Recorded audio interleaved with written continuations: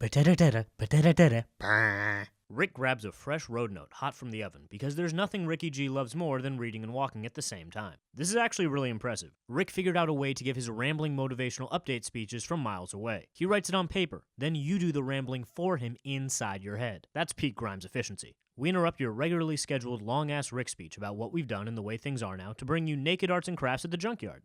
Alright, very cool. Maggie and Gregory scold Jesus for feeding the unwanted prisoners, not realizing he's basically torturing these poor guys by making them eat warm, rotten turnips. Jerry has a fresh axe and a spiffy new jacket, but he's slacking a bit on his duties as security guard. He's not really securing or guarding, just kinda standing there, bummed out, like a dude who valets cars at medieval times and realized 12 minutes ago he's never going to do anything meaningful with his life. Oh my god, I forgot how annoying it is to hear these people talk. It is the worst. At what point in the zombie apocalypse did they decide this is their thing? It is such a bad thing. I'm guessing they landed on the talking thing sometime after they agreed on the naked arts and crafts thing. It feels like it's easier to get a group on board with anything involving nudity, then they'll agree to whatever else they have to keep it going. And why is Rick even there after they stabbed him in the back? Sorry, grazed him in the side. Rick shows them he means business by pulling out a tiny stack of blurry photos and yelling at everyone in the back to examine them closely. If you look at the fourth picture, the one with the sunset, I think you'll really appreciate the composition. I worked very hard on these. But Rick's vacation of murder slideshow is not enough to make these smelly traitors trust him. Talks too much. And she's right. That stack of photos was worth 6,000 words. This gritty reboot of Drop Dead Fred sucks. It lacks all the fun of the 1991 original. Plus, I don't think that guy's imaginary, and his name's not even Fred. Hard pass. Gregory calling Maggie Margaret was delightful. Like he was trying to mansplain her own name to her. I also love Gregory telling Maggie to listen to her gut when she's already got an occupant in there. Stop trying to occupy her gut real estate, Greg. That seat's taken. Then Gregory solidifies his place in the White People Hall of Fame with this kick-like maneuver.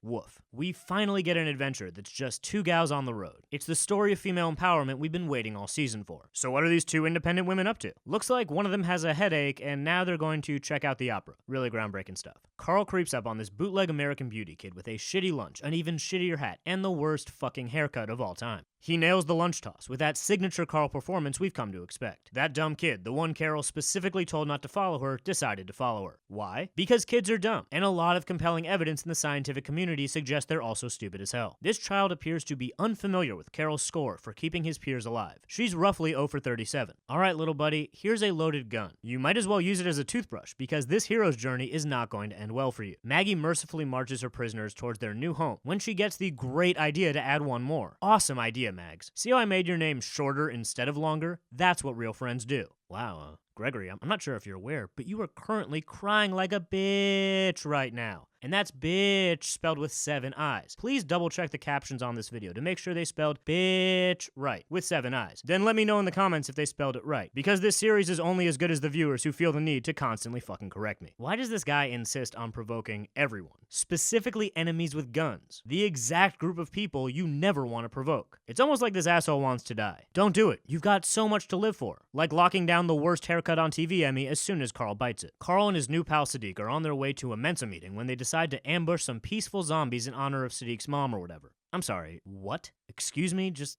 why? This is so dumb and unnecessary. This zombie who escaped from one of Sadiq's traps really drives that point home. I don't usually say this, but I'm fully team zombie in this altercation. Carl's really taking the whole adolescent rebellion thing to a new level, adopting a guy his dad almost killed. Just throw a house party when he's out of town or steal the family car and drive to zombie McDonald's like a normal kid. Wow. Very nice work, Rosita. Let's see that again. You know what? I'm gonna need to see that one more time. Okay, now I need to see it 4 more times at the same time.